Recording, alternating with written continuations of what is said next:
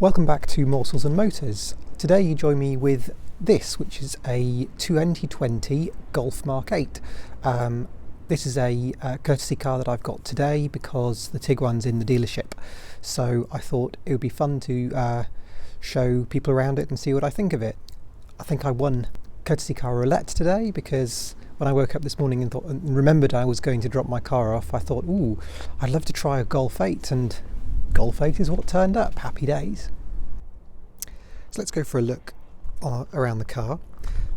It's a silver Golf, which is probably not the most exciting car combination in the world, but I think it's quite a handsome shape. It's very much an evolution of the Golf 7, isn't it? Especially that sort of shape of the rear doors there. It's very dirty because Volkswagen, or my Volkswagen certainly, haven't got their valeting team in because of COVID, so they aren't valeting any of the cars that visit them or are their courtesy cars other than sanitising them, which is a little annoying because it's usually the only time my car gets washed is when it's in the dealership. As you can see from the back, the badge says eTSI, which means that this is actually a mild hybrid. It's got an electric motor as well as a 1.5 litre petrol engine, and it is the first hybrid I've ever driven, so that certainly makes it quite exciting and unique for me. So this particular car is a style trim level, which is I think the second up.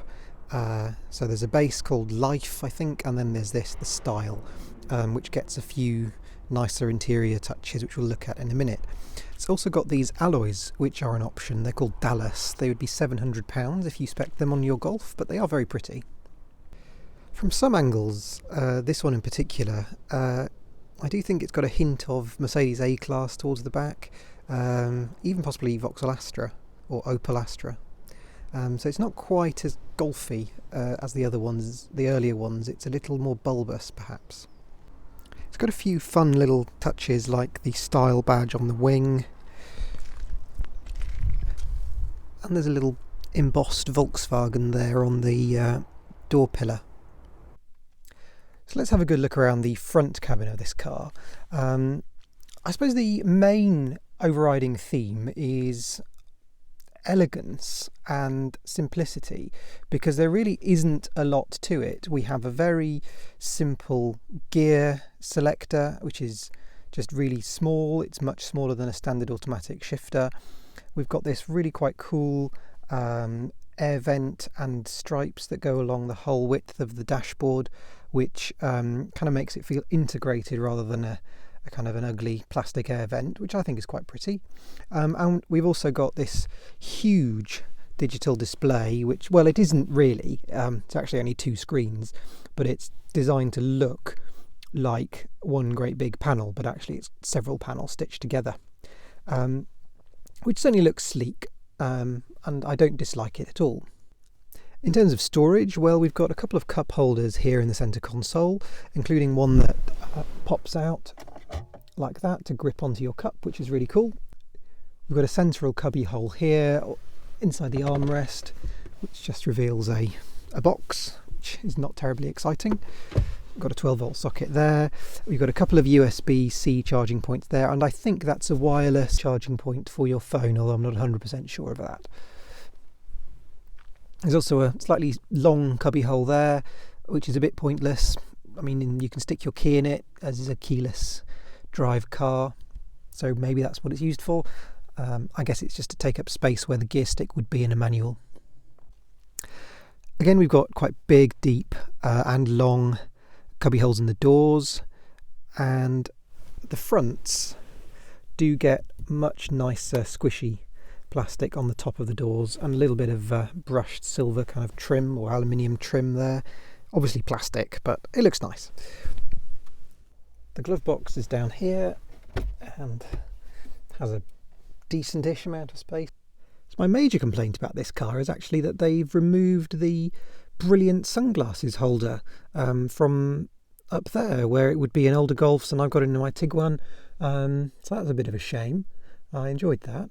Now let's have a quick look at the controls. So up on the right of the dashboard we've got the light controls, but also there's the rear windscreen and front windscreen demist controls there, which is great because they're semi-physical buttons. So it's not a physical button, but you can touch it in a specific place. It's a sort of hybrid between a full LCD touchscreen and a physical button. So it's an area that's specific for that task that you can touch. And we have those also over here underneath the infotainment touchscreen. So we've got climate on the right, down and up, volume in the middle, down and up, and we've got the left-hand side climate as well, hot and cold. So that's something. You're able to very quickly, adjust those temperatures and the volume quite easily. Down here is the third panel that's got these semi-physical buttons, and this one's quite useful because it takes you to specific areas of the infotainment system directly. So the most useful one is this one here, the climate one. So if you press that, it goes straight to climate control without you having to go through any menus on the system, which I find quite irritating. I usually have my car set on automatic anyway, so I don't really tend to reach for the fan control. As much as I hate the idea of not having physical heater controls, because you've got at least the physical temperature buttons here, I feel a bit better about it. And this is the dashboard display. It's all entirely digital. Got speedo on the right, rev counter on the left. One of the most annoying things about it is it doesn't show you which gear you're in. So once you're in drive, it doesn't tell you whether you're in first or seventh or sixth or whatever, which I quite like that information, but never mind. So sitting in the back of the Golf, it's not a bad place to be. I feel like I'm a little low down, would be my only complaint, but it certainly is perfectly adequate. I'd be quite comfortable in the back of here. There's loads of headspace, absolutely millions, and you get this armrest in the middle if there's only two of you, which has a couple of static cup holders. And on this trim level, you do get your own climate controls in the back, so you can, it's a whole third zone of climate in the back, so you can have it warm or cold. And there's also a couple of USB-C charging points there. Oh, a little fun thing I've just spotted is these pouches here on the back of the front seats, which I'm presuming is to hold your phone or an iPad or something if you're journeying in the back. And there's also a decent little pocket there. In terms of quality of materials, it all seems pretty good. We have the lovely damped handles. I do love those. Anyway, looking down onto the door panel, it's very simple. There's an armrest and there's the electric window control. This here, however, this plastic, it's hard, scratchy plastic, as is this. There's some cloth here, but it's all a little bit hard and not pleasant.